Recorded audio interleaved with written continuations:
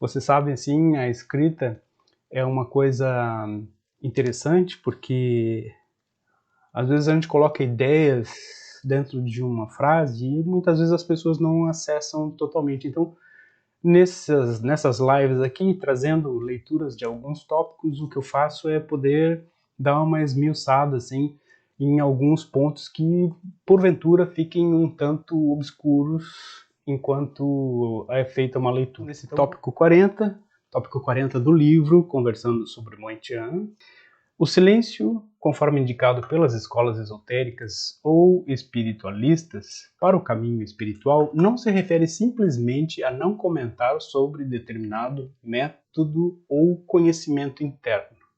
O silêncio se refere ao cuidado que se deve ter quando começamos a obter resultados com alguma técnica, terapia ou método. Se, no início de um treinamento ou mesmo um tratamento, falamos para outras pessoas sobre as conquistas iniciais, a força necessária para que o processo consiga trazer um resultado satisfatório, para que atinja um patamar superior de energia ou de consciência, pode se esgotar. Então, se no início de um treinamento, de um tratamento, falamos sobre as conquistas iniciais, para que atinja a energia ou consciência, pode se esgotar. Então, esse ponto é importante, assim como também o que são essas escolas aqui que a gente vai ver daqui a pouco. Então, é preciso ter consciência que no processo de utilização de um método ou de uma série de técnicas, a força ou o combustível necessário para que o resultado seja obtido é perseverar, guardando para si as primeiras conclusões sobre o processo. É como começar a inflar um balão como aqueles de aniversário. Cada utilização da técnica é como um sopro que vai gradativamente enchendo esse balão. Mas isso aqui a gente vai continuar daqui a pouco. Eu quero falar um pouquinho aqui, porque eu coloquei esse aspecto aqui inicial, né, conforme indicado pelas escolas esotéricas ou espiritualistas, que tem a ver isso com isso que eu estou falando aqui. Né? Quando se começa assim, quem não tem a experiência de ter participado, pertencido, como dizem, ter sido membro de uma escola mais antiga, mais tradicional, como seja uma Rosa Cruz, a Teosofia, a Antroposofia, a Gnose, né? Não sabe do que eu estou falando aqui, mas as escolas de mistério, né? Elas chamavam assim escola de mistério, escola esotérica ou espiritualista, aquelas que guardavam ali um ensinamento, né? Eram tradições que vinham com um ensinamento antigo também, e que era guardada como um mistério, né? Chamavam inclusive escola de mistérios, que tinham ali, remontavam a tradições antigas, muitas se referem a que eram depositários de ensinamentos que provinham de Egito, ou até antes, né, de Atlântida, de Lemúria, né? Muitas dessas realmente assim, e talvez até de conhecimentos ainda anteriores a isso, né, de civilizações ainda bem mais antigas, né, como até a gente sempre incita o questionamento sobre isso em relação à antropologia, o que a antropologia descobriu e o que ainda vai descobrir.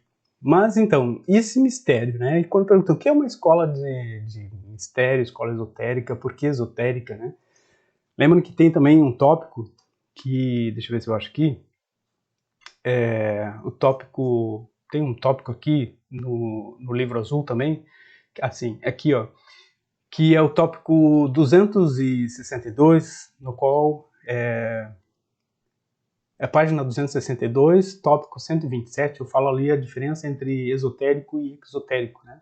Tem o esotérico com S e o exotérico com X, que até eu acho que já comentei aqui, né? A diferença disso está em que o esotérico era um ensinamento mais interno, e isso vinha muito lá também do tempo do Aristóteles, né? Do Pitágoras, que o Pitágoras tinha muito desse conhecimento mais profundo que remontava a essas escolas justamente, né? Eu estou falando aqui uma história que eu acho importante entender esse parágrafo, né? Entender do que eu estou falando aqui, para depois a gente continuar.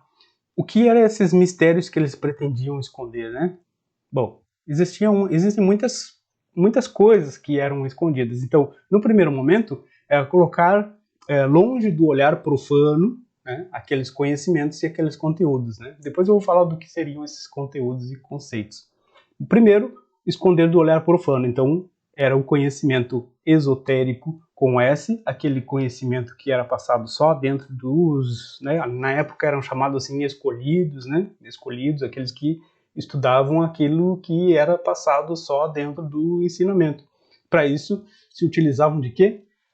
Ritualística, né? A ritualística, a iniciação, essa iniciação externa. Lembrem do nosso vídeo ali sobre iniciações internas e externas, né? Que fala sobre um pouco disso também, né? Das tradições. Muitas dessas tradições, elas recriavam. O que elas faziam, né? Faziam uma ponte entre o nosso plano, né? E o plano divino, o plano superior, por meio de determinados rituais mesmo. Isso até eu comentei na vez passada aqui, que muitos precisavam aí de muito tempo, criando uma atmosfera propícia para que aquele contato se estabelecesse, né? Então, estou falando aqui de escolas de mistério, né? Então, primeiro era esconder o mistério ou aquele ensinamento mais profundo dos profanos. O profano é aquele que não tinha capacidade, para eles, de entender algo mais profundo, né? Então, era o conhecimento esotérico interno e o exotérico com X, aquele que era passado para todo mundo, ou aquilo que era escolhido para que se conhecesse, né? Depois, em um outro momento histórico, talvez até eu diria assim mais recente, né, Idade Média, teve ali a questão de esconder o mistério, porque se colocassem que eram praticantes desse mistério, para onde eles iriam, né? Iriam para Inquisição, né? Inquisição. Aí vem toda uma questão assim de que tinham que se submeter a determinada cultura, determinadas religiões, até isso, não importa a religião, né? Sempre teve aí aqueles que eram considerados subversores, né? Por conta justamente de manterem uma tradição bem mais antiga. Depois teve aquela terceira ponta, assim, que é quando dentro dessas escolas diziam assim que não podiam largar as pérolas aos porcos, né? Porque os porcos não sabiam diferenciar entre a lavagem, como é chamada, né? A mistura de coisas ali, e a pérola em si, né? Então, era bem assim chamado, né? Então, um tempo já passado, ainda bem, mas que existia assim essa ideia, né? Ainda hoje a gente entende assim que em certos aspectos, né, existe uma outra consideração a respeito disso, que seria assim manter longe da massificação, né, ou da cultura de massa, né? Aí entramos num conceito um tanto mais sociológico aqui, né? Por que longe da massificação, né? Porque também é a mesma coisa da diferença entre um conceito esotérico com S, né, daquele do grupo interno, e o exotérico, né? Porque aí o que tem também? O que faz a cultura de massa, né? Expõe algo que é extremamente complexo e que tem uma origem específica de uma forma simples para alcançar mais adeptos, corrompendo assim, em muitos aspectos, aquilo que deveria ser trabalhado, esmiuçado, os conceitos elaborados de uma maneira mais profunda para que se pudesse atingir o objetivo, como é o caso, por exemplo, né, que vocês já assistiram aqui quando a gente fala sobre chakras mesmo, né, que eu sempre falo da questão da massificação, dos conceitos que todo mundo acha que tem determinados, tem que trabalhar determinadas coisas, isso é massificação de conceitos, quando na realidade muitos ensinam aquilo que não tem nem ideia do que seja realmente, porque antes, quando eram conhecimentos transmitidos de fato, né, tinha que ser por aquelas pessoas que realmente tivessem adquirido, né, conseguido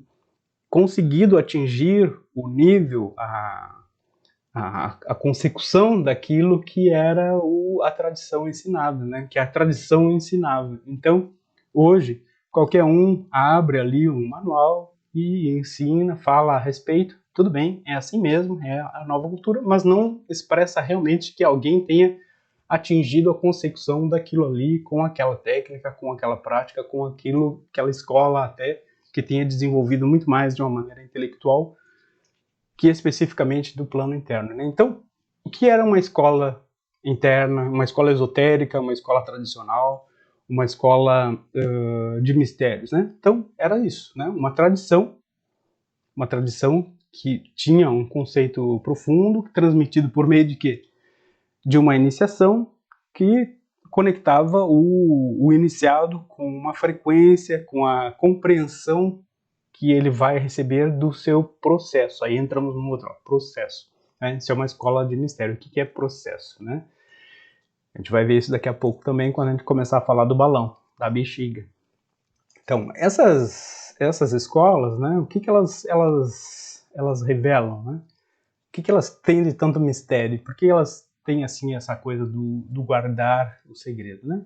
Revelam leis que regem a relação entre o homem, a natureza e a divindade que habita essa natureza ou cria essa natureza. Né? Então ela está direcionada a um grupo, a uma cultura, a uma civilização. Né? Isso a gente tem falado muito, especialmente naqueles que entram no Moentian. Né? Os que se iniciariam ou se iniciavam nessas escolas eram muitas vezes preparados por muitos e muitos anos, né? Muitas vezes eram chamados escolhidos para entrar hoje, e hoje atualmente, as pessoas que entram nisso são autoconvocadas, né? Hoje existe um outro processo mais interno, mais profundo, eu diria até muito diferente do que era antigamente. E aí são os autoconvocados, assim como a maioria de nós está aqui por se autoconvocar a algo, né? Algo mais interno, né? Mas existe uma coisa nessas escolas esotéricas, né, tradicionais, que são perpetuadas até hoje por conta da literatura, né? São livros escritos trazendo ali aquelas culturas, até aquelas iniciações ali para alguns grupos, mas existe uma coisa que nós sabemos, especialmente os que já são iniciados no Moentian, né, que elas estão o quê, né? Desatualizadas, né? Desatualizadas, desvitalizadas, mas isso é outro assunto, aí sim, aí entraríamos, né, num outro assunto, que aí entra a história do Moentian, porque o Moentian vem trazendo essa renovação, né, essa mudança toda que ocorreu aí na civilização, e aí entraria num outro assunto que não cabe aqui neste momento, né? Então, são inúmeras essas escolas, né, como a gente pode entender, sempre de acordo com cultura, origem, impulso espiritual, e inclusive, né, se a gente tem que prestar atenção, sempre de acordo com cultura, origem, civilização e impulso espiritual. Cada uma dessas palavras aqui já daria uma live para explicar, né? Porque quando se fala em cultura e civilização, né, nós teríamos aí um universo inteiro para explanar a respeito, né? Quando fala em origem e impulso espiritual, também a gente teria aí um universo de informações para explorar também.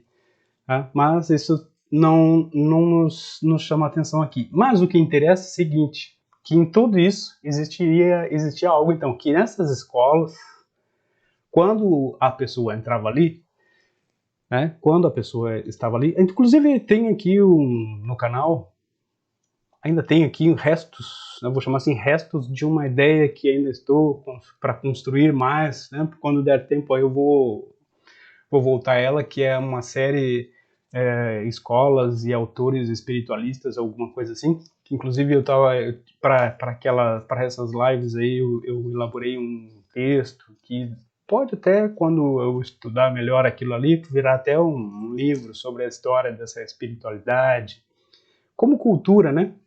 Porque, como eu disse, estão desatualizadas, né? Desvitalizadas, né? E a gente sabe bem disso aí. Bom, então assim, mas o que acontecia, né? Pô, a pessoa chegou, teve a iniciação, e essa iniciação provoca algo, né? Abre uma aproximação de alguma coisa. Para que serve isso? Serve para abrir um processo interno de entendimento, de compreensão, que vai ser continuado, né? Então por isso chama processo. É algo que se abre em um determinado momento, tem ali um caminho, precisa ser desvelado, caminhado, um processo que inicia e pode levar um dia, uma semana, um mês, anos, né? Depende de cada um, né? Iniciação é assim, iniciação e abertura de uma informação interna compreende que se tem um caminho a percorrer, né? Então, por isso é iniciação, é o início de algo. E esse início tem ali toda uma série de ajustes que precisam ser estudados, anotados, entendidos, assentados, interpretados e ultrapassados. Aí, quando essa etapa conclui, vem uma seguinte iniciação. A mesma coisa é o processo terapêutico. A mesma coisa. É a mesma coisa. Vai iniciar um processo terapêutico, o que acontece? Descobrimos alguma coisa em nós, vem uma informação, uma sensação, ou então queremos que uma sensação, que uma descoberta, ou que uma reação que tenhamos ali tenha um desfecho diferente. O que a gente vai fazer? Um processo interno, que é isso, né? Vamos iniciar um processo interno de transformação, de modificação disso. Para isso nós vamos usar técnicas. E a primeira coisa é o silêncio.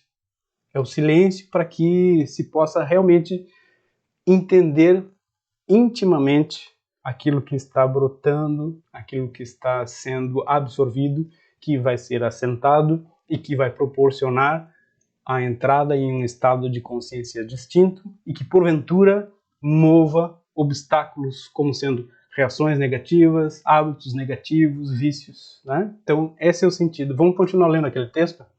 É como começar a inflar um balão, como aqueles de aniversário. Cada utilização da técnica é como um sopro que vai gradativamente enchendo esse balão. Entretanto, enquanto o balão não estiver cheio, é preciso prender o ar com os dedos para que ele não escape. Parece uma coisa óbvia isso aqui, né? Parece bem óbvio, mas vamos analisar isso aqui com bastante calma e eu vou mostrar como é que se faz isso de maneira prática. Depois que ele estiver suficientemente cheio, é possível dar um nó para que o ar fique preso.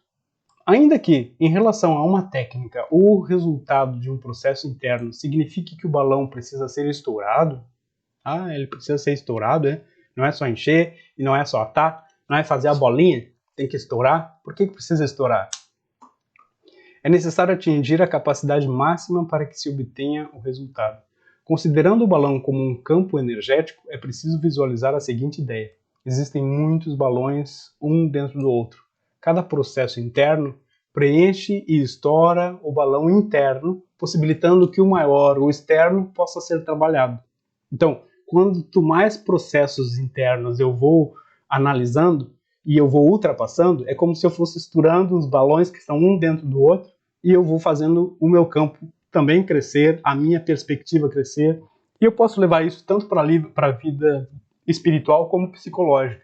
Espiritual seria, estou atingindo corpos e dimensões superiores. Psicológico, estou entendendo a minha vida e ampliando meus horizontes, aumentando a minha potencialidade e conseguindo fazer e resolver situações de vida com muito mais maturidade. Entende isso?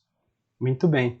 Cada processo interno preenche e estoura o balão interno, possibilitando que o maior ou externo possa ser trabalhado. O silêncio ao qual me refiro seria como a pressão dos dedos na boca do balão para que o ar que é soprado para dentro dele não fuja. Para o processo interno, o silêncio guarda ou segura o potencial da energia durante o período que uma prática, treinamento ou tratamento seja realizado, para que não escape o fluxo que culminará com a ruptura de um padrão, com a elevação da energia interna ou com a transformação almejada, tá? Então, alguns ainda questionam da seguinte maneira. Bom, então eu não posso falar disso com ninguém? Eu tenho que manter silêncio total, absoluto e restrito? Lembre assim, sonhos também são sempre a ferramenta de trabalho, né? A gente sempre trabalha com sonhos também. Então, muitas vezes a pessoa tem assim a vontade de falar daquilo que surge. Aí, por exemplo, vamos imaginar uma cena. Sonho com umas cobras ali, umas cascavéis assim durante a noite. Aí a vizinha bate na porta assim.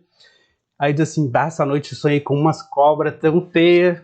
E aí a vizinha, que não entende nada, né? Não sabe nada do seu processo interno, não sabe o que está vivendo, vai entender aquilo e não vou lá mais naquela vizinha porque ela me chamou de cobra. Chamou de cobra disse que eu era falsa, não vou mais, nunca mais quero saber. Acontece o seguinte, né, que não é bem assim, né, não é bem assim. Muitas vezes esse sonho de cobras pode significar um trabalho, um processo, uma força aí que está sendo movida. Em alguns momentos, sim, pode indicar que alguma situação não está bem resolvida, mas isso aí vai depender de cada um. Então o que você faz? Se guarda, né? Se guarda aquela informação, anota. Geralmente sonhos que dizem alguma coisa, eles vêm em três, em grupos maiores, às vezes, né? Três é de praxe. Mas enfim, dentro de um processo interno, falar assim com outra pessoa qualquer, assim mesmo, né? Falar esgotaria aquela informação que precisaria ser ainda, que precisaria voltar para que ela pudesse ser realmente interpretada ou que trouxesse a força para mover algo. Então, por exemplo, nesse primeiro sonho, ela sonharia com esses bichos, no segundo, ela teria o desfecho, por exemplo, poderia estar atacando, afastando, matando, sei lá, entende? Então aí é nesse segundo, nos processos depois desses, que estaria o desfecho real. E muitas vezes, quando eles são falados para outras pessoas, se perde a força daquilo ali. Eu estou falando assim, um exemplo bem rapidinho, assim, bem esdrúxulo até, né? Esdrúxulo é uma palavra apropriada, para justamente a gente poder só fazer uma associação rápida, né? Agora existem também, né? Como aprender a fazer isso e para que fazer isso, né? Uma coisa é o discurso, eu sempre vou falar discurso, uma coisa é a gente falar sobre conceitos, uma coisa é a gente falar sobre conceitos, é falar sobre como as coisas acontecem, e outra coisa é realmente praticar, né? É realmente praticar e entender o que está acontecendo com cada um, com os seus processos, né? Entenderam? Processos é isso, né? É começar um trabalho e entender que esse trabalho ele pode sim demorar. Então, o silêncio terapêutico é aquele no qual nós, ou se está acompanhado por uma outra pessoa, um terapeuta, né, levar aquilo e entender que essa continuidade ela precisa acontecer para que realmente aquelas informações ali não virem uma fofoca, porque se virar fofoca, estraga o que está vindo e o que está sendo trabalhado. Então, necessita de um silêncio. É a mesma coisa na conversa psicanalítica, na conversa psicológica, assim, também tem isso aí. E muito mais ainda quando é um processo muito mais interno, que muitas vezes pode trazer informações aí de várias gerações, né? Então, por exemplo, assim, é diferente quando a gente entra nesse processo, a gente tem um entusiasmo, né? Mas, por exemplo, assim, imagine uma pessoa que entra num curso, né, numa formação, por exemplo, né? E no início, né, tem aquele entusiasmo, assim, né? Tem aquele entusiasmo de falar de tudo. Agora eu tô lá naquele curso, eu já entendi tal coisa, já sei como é que é, né? Já entra no primeiro semestre, já acha que sabe construir um prédio inteiro, né? Se é um engenheiro, por exemplo, né? Engenheiro civil. Sendo que lá depois, quando vai concluir, né, já se sabe que tem uma ideia completamente diferente, as coisas mudam de figura, né? A forma como a gente vai lidar com aquilo para chegar realmente a um resultado exige certa seriedade. Não que não tenha um entusiasmo pela profissão, mas é a mesma coisa que tratar informações assim, num primeiro momento pode ser algo realmente que entusiasme, mas ao mesmo tempo exige um certo cuidado, né? Agora, então, pense bem, né? Pensem que o balão precisa ser estourado. Tem muita gente que sopra e desiste. Dá uma sopradinha e diz, não, isso aqui não é para mim. Nunca mais eu vou querer isso aqui. Não. Muito difícil. Soprou, caiu lá, e ainda por cima, esse balão do entendimento interno, ele muitas vezes é pesado, né? Mas enfim, depois de um tempo, aprende que, olha, pode soprar e virar uma bolinha, mas se eu comento com outra pessoa, a minha bolinha esvazia. Depois de um tempo, vai entender que soprou, encheu, prendeu, estou entendendo o processo, posso fazer várias coisas com isso aqui. Posso prender, posso encher mais, e o ideal é encher até estourar, né? Encher até estourar. Agora, existem as pessoas mais apressadas que elas fazem o seguinte, nem aprenderam a encher o balão e põem 2 na boca ao mesmo tempo. Vão em 2 métodos ao mesmo tempo, fazem várias iniciações para ver se acelera o processo daquilo que não entenderam. E o resultado é esse. Não acontece nada, não vão para lugar nenhum. E aí muitas vezes ainda falam mal do processo em si, daquilo que não conseguiram chegar até o fim. Entende? Mas o ideal, de fato, é encher bem esse balão. Encher tanto. Muitas vezes sim, enquanto a gente está soprando, acontece isso aqui, ó. Que exige força, disciplina, exige presença de espírito, dedicação. Esse aqui até é fácil, mas em geral, a gente, quando a questão é um pouco mais profunda, a gente deixa esvaziar um pouquinho para poder suportar a pressão da mudança. Mas eu vou fazer isso que vocês querem que eu faça. Quando eu estourar isso aqui, também vai ser de presente de aniversário aí para os aniversariantes, porque o que significa estourar o balão? Significa ultrapassar uma fase. Então, estourei esse balão aqui em homenagem à mudança de comportamento, de hábito, de atitudes. Sim, estourar balão é a mesma coisa daqueles nossos processos de mudar hábitos. 21, 42, 63. Quem sabe o que é isso? 21, 42, 63, né? Nossos processos internos de transmutação, de troca, de transformação de um hábito, né? De eliminação de um hábito nocivo. 21, 42, 63, né? 21 dias para entendimento, 21 dias, né? 21 dias a gente pedala, 21 dias larga a bicicleta, ela vai andando sozinha. Depois volta a pedalar de novo para realmente conseguir a transformação, quando é um processo muito mais interno. Mas, se durante esse processo a gente para no meio, não vai chegar no final da estrada, não vai atingir o objetivo. E a meta é sempre a mesma, e a mesma coisa acontece no silêncio terapêutico, no silêncio iniciático, nas nossas práticas. É a mesma coisa. Um silêncio que precisa. Agora, assim, é diferente falar. Muitas perguntam assim, não posso nem falar para ti, para mim, né, quando fazem a iniciação. Não, muitas vezes eu posso ajudar, sim, em alguns processos, quando as coisas são ou muito fortes, ou muito grandes, ou não está conseguindo, às vezes, desencadear um processo maior. Mas é assim, é perseverança, entendimento, compreensão. Não está conseguindo entender ainda? Dá mais uma soprada, vai lá, pratica mais uma vez, né? Tá? Então, é mais ou menos assim. E em algumas vezes, o que acontece? A gente dá aquela soprada e em vez de não estar suportando, deixa quieto por um tempo. Aquele balão vai continuar daquele tamanho. E quando eu conseguir força para encher mais, certamente aí eu vou estourar da melhor maneira possível. Leiam esse tópico 40 e a comparação que eu fiz aqui com escolas iniciáticas, ela tem um propósito, sabe por quê? Eu queria muito colocar assim, né, que Moitian é um depositário, é uma renovação da espiritualidade, então eu queria fazer essa relação também, né, desses dois aspectos, o silêncio na iniciação e o silêncio na prática, mas também para mostrar essa outra parte aí desse conteúdo das escolas esotéricas e como, né, até lá no início do manual, se vocês se reportarem a final da página 31, fala ali, né, sobre conhecimentos esotéricos de outras escolas que foram incorporados de certa maneira e ultrapassados para que a gente pudesse entrar de fato no Moitian. A gente está falando aqui também de meditação, de práticas de meditação, obviamente, e a mesma coisa vale no sentido do silêncio. Iniciação, prática e terapêutica, né?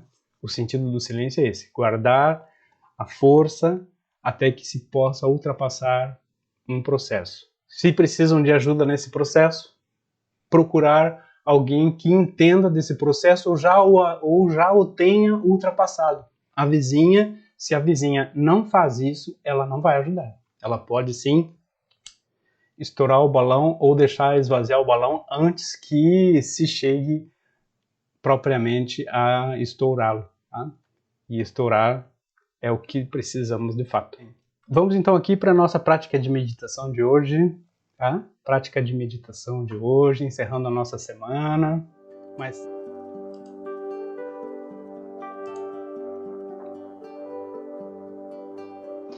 primeiramente e como sempre, buscando uma postura confortável, coluna ereta, fechamos os olhos,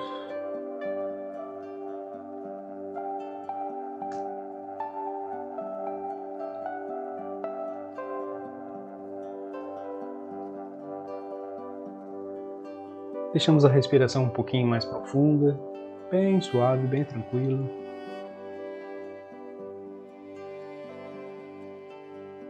Deixamos aí os pensamentos passando, sem que nos detenhamos em nenhum deles em particular, só passando. A respiração mais profunda nesse momento também nos traz aqui para o nosso centro, para o nosso interior.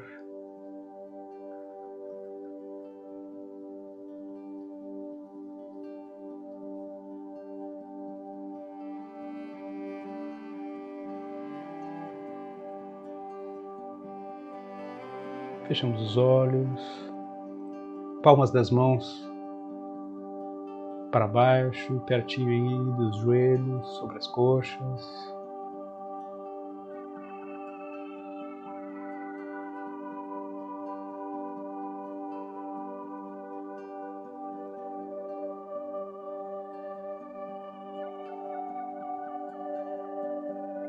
Iniciamos agora uma contagem bem lenta. Essa contagem ela precisa ser igual na entrada e na saída do ar dos pulmões. Então, se nós inspiramos contando até 4 ou 5, nós expiramos também contando até 4 ou 5, de uma maneira muito tranquila, muito serena, equilibrando a entrada e a saída do ar dos pulmões.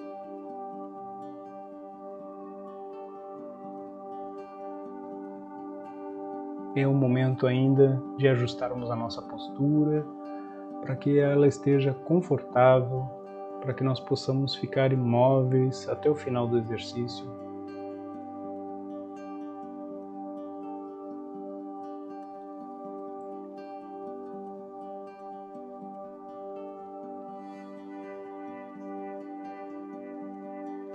Neste momento, nós vamos direcionar toda a nossa atenção, toda a nossa respiração lá para os pés. Vamos mesmo respirar nos pés e vamos sentir os pés harmonizando, relaxando, desbloqueando, sempre com essa respiração profunda, com essa contagem lenta. E já vamos subindo para os tornozelos dessa nossa concentração, essa respiração, sentindo também os tornozelos harmonizando, relaxando, desbloqueando. Sempre a contagem lenta, sempre a respiração profunda.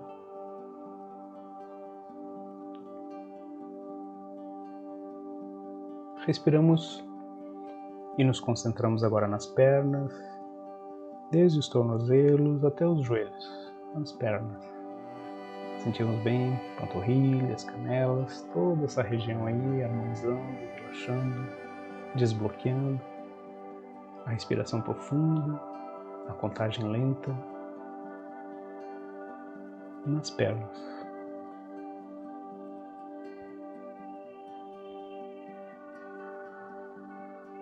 Respiramos e nos concentramos agora a partir dos joelhos, subindo pelas coxas, a pelvis, até os quadris.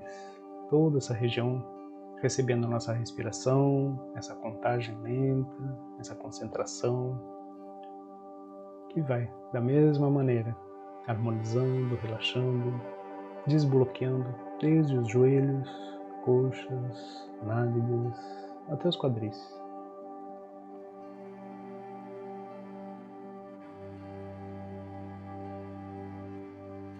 Respiramos e nos concentramos agora na região do abdômen e nos órgãos internos da região do abdômen também, sentindo bem o abdômen harmonizando, relaxando, desbloqueando. Respiração profunda, contagem lenta no abdômen.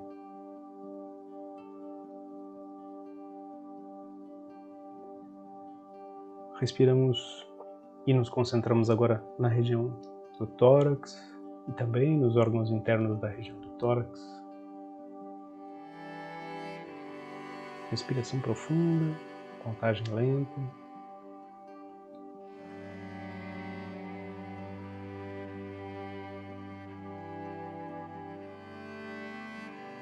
Respiramos e nos concentramos agora nas costas, desde a base da coluna, subindo meio das costas, até o pescoço.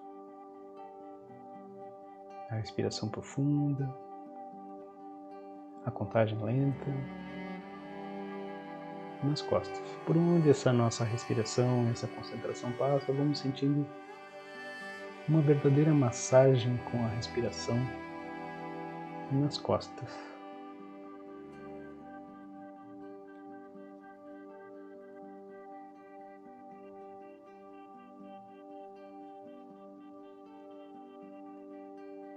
Respiramos e nos concentramos agora nas mãos, desde as pontas dos dedos até os punhos.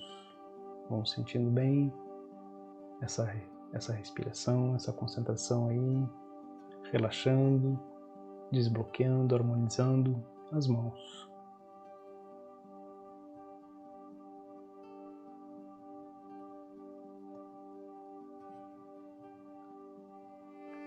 Respiramos e nos concentramos agora nos antebraços, desde os punhos até os cotovelos, sentindo bem os antebraços harmonizando, relaxando, desbloqueando.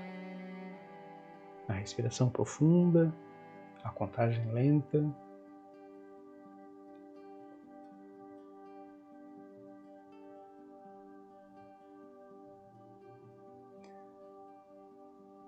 Respiramos e nos concentramos agora relaxando braços e ombros.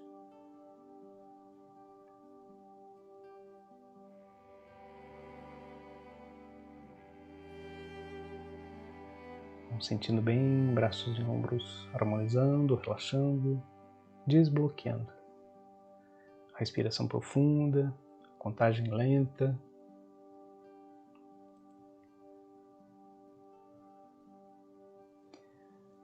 Respiramos e nos concentramos agora relaxando o pescoço. Sentimos bem o pescoço, as cordas vocais, a garganta, a parte de trás, a cervical, relaxando, desbloqueando, harmonizando.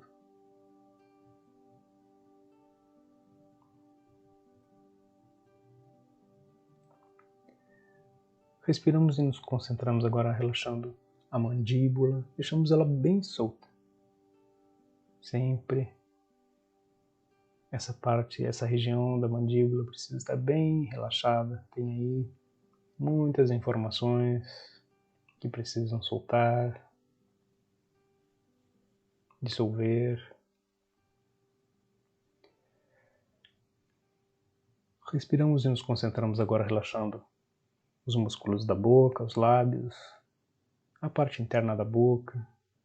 Sentimos a língua e ela pode estar solta ou tocando levemente o palato. Sempre essa respiração profunda, essa contagem lenta.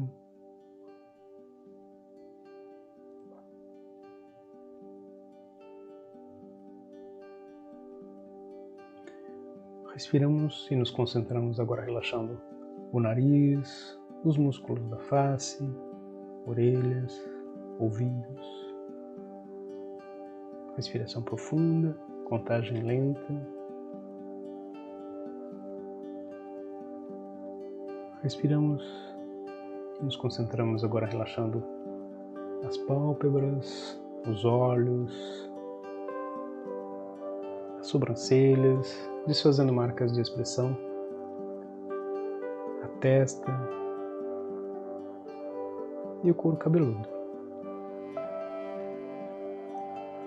Podemos sentir nesse momento todo o nosso corpo em harmonia, vibrando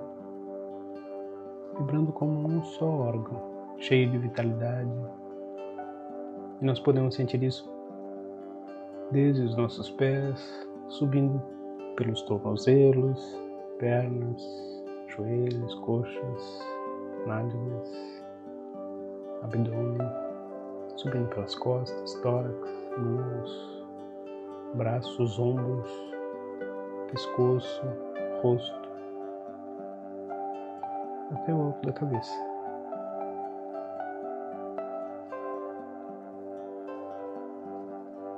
E sempre com essa respiração profunda, ainda com essa contagem lenta, nós vamos agora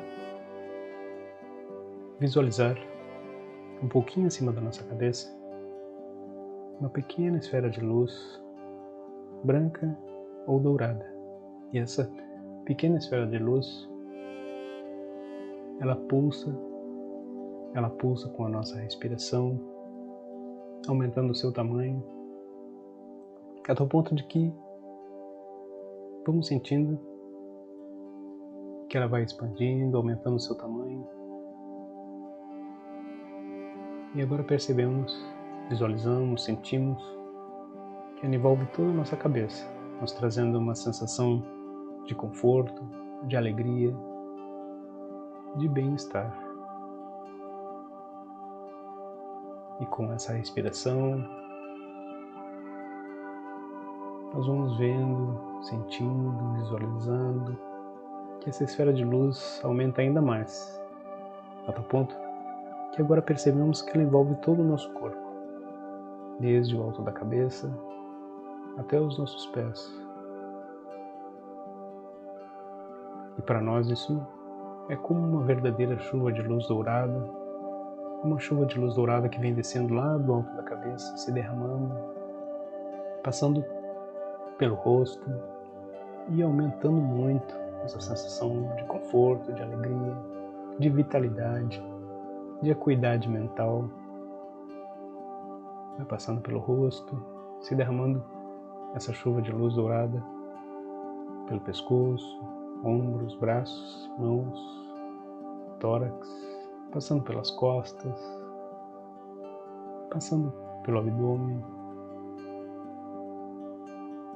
descendo pelas pernas até os pés. E assim, com essa respiração profunda, com essa visualização dessa chuva de luz, nós vamos permanecer alguns minutos até que nos percamos em nossa consciência.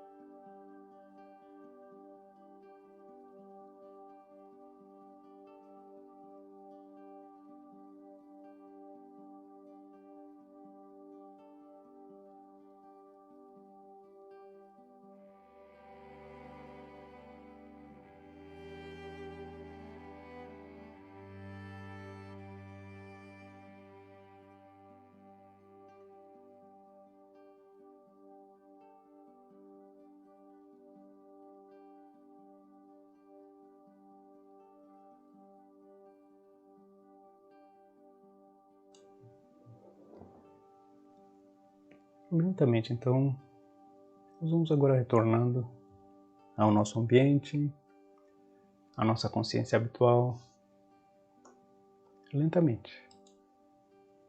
Podemos mover os nossos pés, as nossas mãos, permanecendo ainda alguns instantes bem receptivos, para que possamos absorver bem esse estado mental atingido.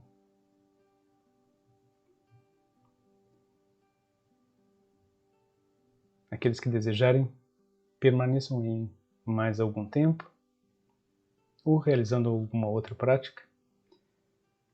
Mas eu hoje vou ficando por aqui, desejando novamente e sempre uma excelente noite, um excelente final de semana. Terça voltamos. Até logo mais. Muitíssimo obrigado e até lá.